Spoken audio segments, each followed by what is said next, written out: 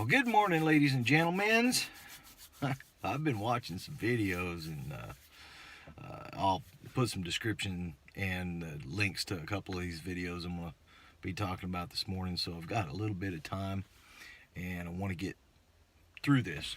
So I got a little bit of a note list here. This kind of goes along with that memo. So there's an attorney that was hired to represent the Clinton Foundation, the Clinton campaign, and Obama's foundation. You know, his little foundation he uses to launder money, which we're going to be finding that stuff out pretty quick. It's called Perkins Coie.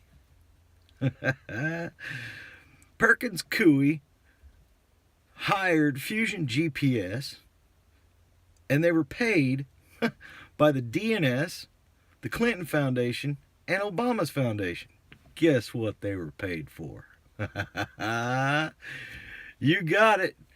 They hired CrowdStrike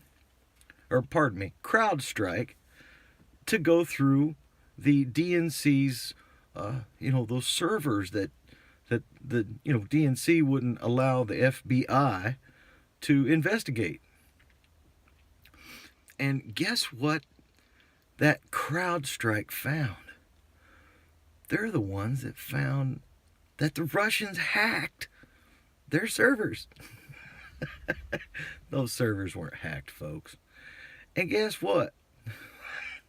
Man, they're also the ones, this Fusion GPS group of people, we all know that Fusion GPS hired that Christopher fella to come up with that dossier on PP-gate with President Trump and some hookers over in Russia peeing on him.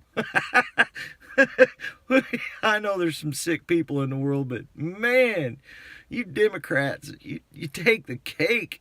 The stuff that comes out y'all's pie holes. I'm sorry, this stuff just cracks me up because they are running like scared chickens. Scared chickens with me after them with the hook. The neck hook that you snatch up chickens with. Guess what? We're coming for you. So the Russians didn't hack the DNC, and the DNC didn't allow the FBI to investigate these servers. They used people who were hired using money from the DNS. $900 and some thousand from Obama's administration went to this Perkins Coie. This is good stuff, man.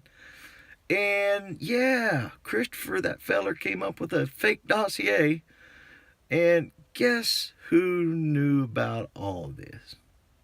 A fella that was supposed to retire in about 5 weeks. Yep, he's the dude that supposedly had stepped down, resigned from his office. That fella named McCabe. Well, I heard tell he didn't resign from his office. In fact, he took his terminal leave from his office. And most all you know what terminal leave is, especially those of us that have been in the military. You get down towards the end of your contract and you have any accumulated time, leave, sick days, things like that, you can stack all that stuff up and go on vacation until your actual retirement date. Now guess what that means? That means he's not compelled to go sit in front of a grand jury or in front of Congress and testify. Now, if he did go and testify, he could plead the fifth. It's totally his right to do so. But the one thing that all these people have in common is that they use this fake dossier, and President Obama used this fake dossier to go for a general. Cannot even believe I'm talking about this. Not in my country. Not in a country that's supposed to be ruled by law. The law of the land called the Constitution of the United States. Wow. I'm flabbergasted by all this. I really am. Cowboy's perspective, going back to a general warrant. You're supposed to have a specific warrant with actual evidence where you hold your hand up in front of the judge and say, I swear, I know this evidence is true. I've seen it with my own eyes. Blah, blah, blah, blah. But a general warrant is never, ever supposed to be issued to investigate somebody. Give me a general warrant and I'll go get something on him type crap. No, you're supposed to have something, probable evidence, probable cause, before you can get a specific warrant of investigation. And this all goes to that FISA document that allowed President Obama to spy on President Trump and everybody in his group, with or without knowing if he did something wrong first. That's why we started this country, to get away from general warrants that the king would issue. Yeah. Mr. Obama, you're in some big trouble, buddy. You better get your lawyers all lawyered up, but it ain't going to matter, because whoever colludes with you will be in just as much trouble as you are. Hello, DNC, everybody in the DNC. Hello, Nancy Pelosi. Hello, Chucky Schumer. Hello, everybody that allowed this to happen. Yeah. Mr. McCabe's in some big trouble. So's Mr. Comey, because he was in charge of all this stuff. This is getting real good, folks. This is going to be one hell of a week. One hell of a week. If Trump's smart, and I think he's smart. I think he's smarter than a whole lot of people let him have credit for. But, yeah, he's got some stuff to work with. Some deals to be made. Some arrests to be put out with specific warrants. Like the Constitution requires. Pardon me, breakfast is coming back up. So that general warrant, that's what that memo is all about. What was in it?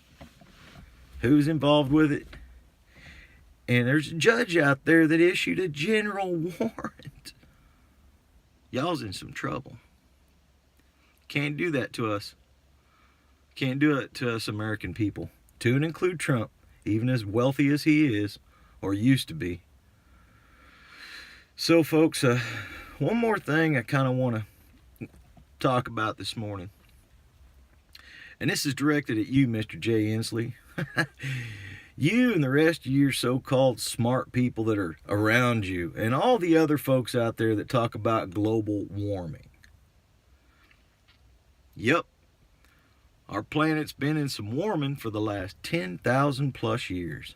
Since the last time the Ice Age was here. And the last time the Ice Age was here, there was, a little bit over 5,900 feet of ice, a little over a mile high of ice, sitting over the top of where I live right now. And it went all the way as far as the northern part of Kansas. Think about that. In other words, North Dakota, South Dakota, Nebraska, most of Kansas was covered up. Most of everything in Canada was covered up.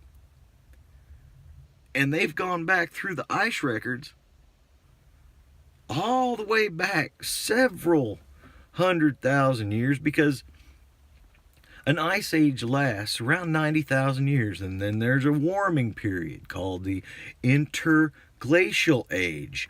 That's where we're living. Turn that off. Sorry about that. Let's see if I can start this over. The interglacial age. The interglacial age is where we've been living, where our species has been living for the last 10,000 years. We are going back into another ice age right now. And it happens every 100,000 years. There's 90,000 years worth of ice and 10,000 years worth of warming. Now, I watched a video yesterday from 1988 that was digitized from a Betamax. I don't know a whole lot of you little social justice warriors out there that even know what a Betamax tape recorder is, but they used to be out there, little tapes. And this was digitized from the BBC, the British Broadcasting Company. Now, back in the 1980s, they were a very stand-up group of folks that did some really accurate reporting. And they actually went and talked to the climate physicists. You know, atmospheric physicists, climate physicists, not just climatologists, physicists that understand what they're looking at when they look at the ice records from Antarctica, Greenland, places that have glaciers that have been there for hundreds of thousands of years. And folks, our CO2 is at the same level as it was during the last time that it went from no ice into ice. I don't think we've ever dug up an SUV from the last one. I don't think we ever dug up a coal mine or a coal-generated fired electrical company. I don't think we ever dug up any nuclear, plants from the last time, the last ice age. They're going to dig them up this time, because I got news for you folks. It's getting colder. The northern part of the northern hemisphere of the Earth is getting colder every year, and this has been going on since the 70s. So we've actually expanded it out from what they were predicting, that we would actually be in the throes of an ice age by 1995. And here we are over 22 years later. We've done something right. But I don't think we're going to be able to stave this off, because everybody's so worried about the gas tax and CO2 tax and oh my goodness, the greenhouse gases. Well, guess what else releases those greenhouse gases? Dead, dried out trees that catch fire from lightning storms. That's how the last ice age came into play. Had nothing to do with human activity. Had everything to do with volcanoes, forest fires, more volcanoes, lots more volcanoes, and forest fires. Because as we get to the end of the interglacial age, the trees die, they catch fire, they burn off all their carbon that had been stored in their tree trunks, and it sets the whole thing into motion. The earth goes through its cycle of cleaning stuff up. And one of the biggest reasons that the forests die is because the minerals in the soil are leached out. The real minerals, crushed up, ground up, pulverized rock. Gravel that's pulverized into a fine powder. That's what 5,900 feet worth of ice does to gravel. Turns it into powder, so that when the ice retreats, there's a fine powder of minerals that go out all over the land, remineralizes the ground, and boom, interglacial ice. We're in between again, the next 10,000 year cycle. Now we could stave that off. That's waiting until next video. Guys, till next time. This is the I-5 Mad Hatter. Keep your stick on the ice.